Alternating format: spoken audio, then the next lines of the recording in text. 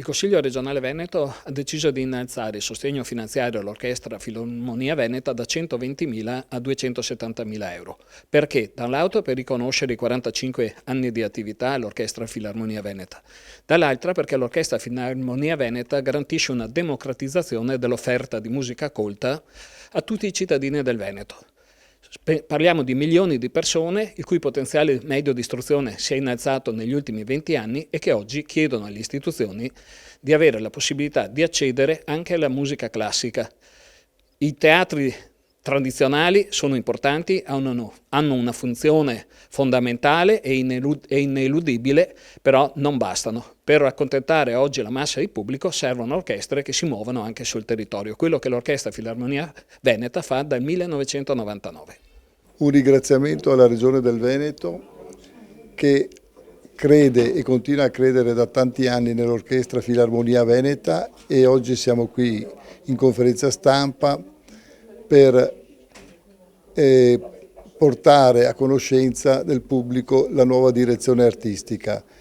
Tutto quello che verrà fatto nel triennio prossimo verrà fatto grazie alla Regione, che ha aumentato il contributo all'orchestra, credendo nell'Orchestra Filarmonia Veneta, come da 40 anni succede, e alla nuova direzione artistica del maestro Danilo Rossi, che abbiamo invitato ad essere al nostro fianco per il prossimo triennio e per innalzare il livello artistico qualitativo dell'orchestra per una visione nazionale e internazionale della stessa. Il prossimo triennio sarà un coinvolgimento totale dell'orchestra su vari fronti, versanti il più allargati possibili: la musica da camera, l'orchestra giovanile, le audizioni per avere nuovi professori all'interno dell'orchestra, grandi direttori, il grande sinfonismo, grandi solisti, per far crescere questa realtà. Oggi la Regione Veneto ha dato una grande spinta alla Filarmonia Veneta anche dal punto di vista economico, e questa è una responsabilità nostra, di mettere a regime queste nuove energie. Devono esserci anche le nostre di energie affinché questo triennio porti veramente a un decollo dell'orchestra come merita, e anche, non ultimo, creazione di pubblico più giovane, riuscire ad arrivare a più gente possibile e ai giovani in maniera convincente. Quindi sarà una bella avventura. Sono molto grato alla Filarmonia Veneta di avermi chiesto di intraprendere questa avventura insieme, e ci daremo da fare al massimo. I primi appuntamenti, direttore? I primi appuntamenti sono la stagione di musica da camera inserita nell'ambito dei concerti estivi di Asolo Musica, quindi 3 di questi concerti saranno organizzati dalla Filarmonia Veneta, cioè i solisti della Filarmonia Veneta con un solista ogni concerto, uno per i fiati, uno per gli ottoni, uno per gli archi.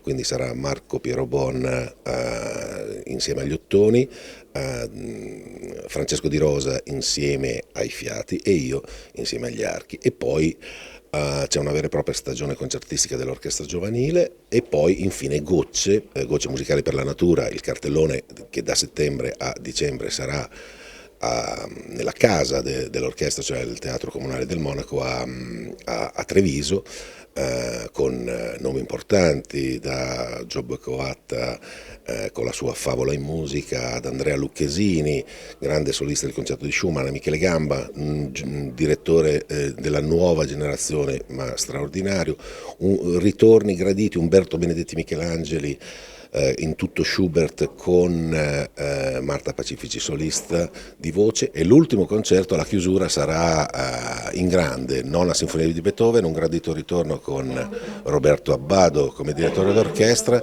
e il coro di Piazzolla sul Brenta. Quindi una chiusura in grande. Questo è il primo anno, ma i 3 cartelloni sono già fatti, e i prossimi 2 anni seguiranno questa volontà di fare più, meglio, con lo spirito giusto che ci vuole per crescere, per essere sempre più, come si dice oggi, performanti, ma non solo, anche ovviamente artisticamente sempre più in alto.